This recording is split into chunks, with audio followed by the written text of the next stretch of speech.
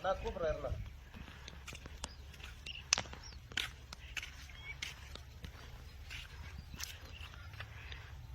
அனைவருக்கும் வணக்கம்.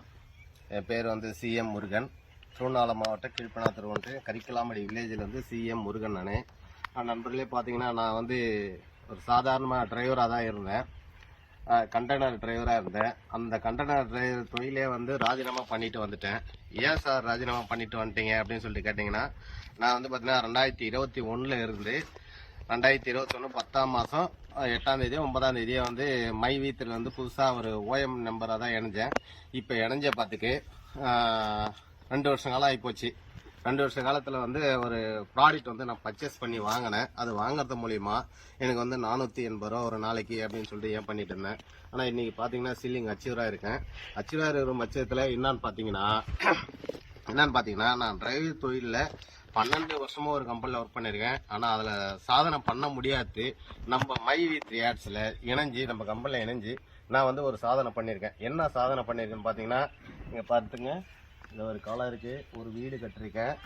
அப்படியே இந்த பக்கம் பார்த்தீங்கன்னா அப்படியே பாருங்கள், இந்த வாழைத்தோப்பு, இந்த கிணறு, இந்த வீடு, அப்படியே மேலே பார்த்தீங்கன்னா தென்னை மரம் தெரியும். அந்தான பார்த்தீங்கன்னா மாங்காய் மரம் தெரியும்.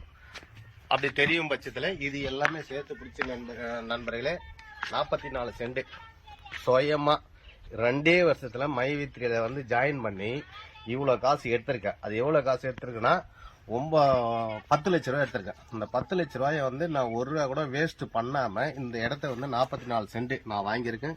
இந்த வீடு கட்டிருக்கிறேன்.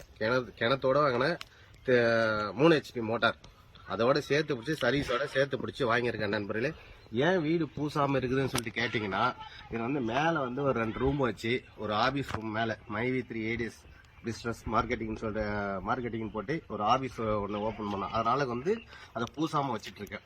ஓகேங்களா? நீங்கள் அப்படியே சொன்னால் கூட நீங்கள் நம்ப மாட்டீங்க. புரியுங்களா? நீங்கள் எப்படி சார் நீங்கள் பொய் சொல்கிறேன்னு கூட சொல்லலாம்.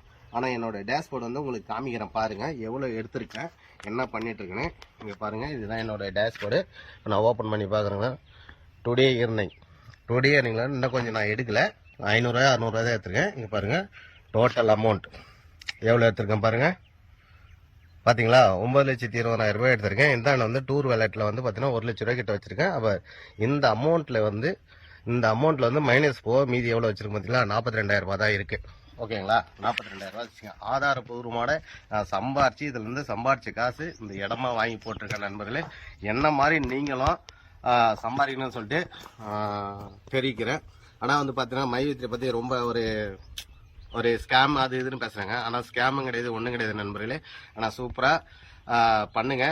நான் இது மாதிரி சம்பாரிச்சு இவ்வளோ வாங்கியிருக்குன்னு கேட்டேன்னா, ஆனால் நான் அதே டிரைவர் தொழிலே இருந்ததுன்னா கண்டிப்பாக என்னால் வாங்கியிருக்க முடியாது. ஆனால் நீங்கள் வாங்கியிருக்குன்னா நம்ம மை வித்திரை ஜாயின் பண்ணதுனால இவ்வளோ ஜெனியூனா இருக்குதுன்னு தெரிஞ்சு தான் நான் ஜாயின் பண்ணி அவ்வளோ சூப்பராக சம்பாதிச்சிட்ருக்கேன். அப்படியே சுற்றி பாருங்கள், மாங்காய் மரம், தென்னந்தோப்பு, அந்தாண்ட ஒரு வீடு, அந்தாண்ட ஒரு வீடு, சுற்றி பாருங்கள், எல்லாம் விவசாயம் பண்ணுற இடம் தான். அதெல்லாம் வந்து வேற ஆளுது. நான் மட்டும் இந்த இடத்துல வாங்கிட்டு இயற்கையான காற்று சந்தோஷமாக ஜாலியாக இருக்கிறேன். ஆனால் வண்டி ஓட்டும் போது ஒரே நாள் கூட நான் சந்தோஷமாக இல்லவே இல்லை. எப்போ கூட அங்கே ஆஃபீஸில்னு சொல்லிட்டு ஏஞ்சி ஓடும். பொன்னாட்டி பிள்ளைலாம் நடாத்தில் விட்டு போகிற மாதிரி போவோம். அந்த ஒரு பயங்கள் எதுவும் கிடையாது. இப்போ வந்து என்னுடைய ஃபேமிலியோட வந்து மிக சிறப்பாக சூப்பராக இருக்கிற மைவித்திரி புண்ணியத்தில் மைவித்திரி குருஜி சாருக்கும் நம்மளுடைய எம்டி சாருக்கும் கொடான கோடி நன்றிகள் கூட சொல்லலாம். அதுக்கும் மேலே அந்த அளவுக்கு நான் நன்றி சொல்வேன். அவங்க 2 பாதங்களும் தொட்டு நான் வணங்கி நான் சூப்பராக இருக்கிறேன் இன்னைக்கு.